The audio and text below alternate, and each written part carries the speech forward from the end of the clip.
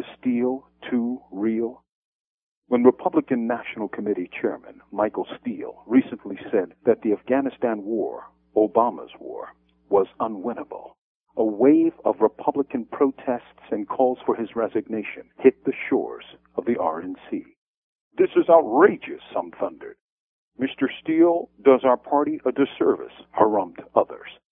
Steele, part of a tiny coterie of black Republicans, has hit his share of missteps in the past, mostly for his off-the-cuff statements, as much for his style, which clashes with both the country club types and the strong military supporters within the GOP. While Steele may or may not resign, in point of fact, he told the simple and powerful truth. Many empires, from the Greeks of Alexander's era to the British twice and to the former Soviet Union, spent blood and treasure in an attempt to subjugate Afghanistan. They spent until they were bloodless and broke and were forced to leave.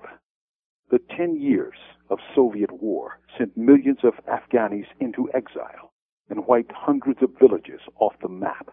Yet they had to pack their bags and leave, suffering the same as the U.S. empire did in Vietnam, a loss to a foe long thought inferior.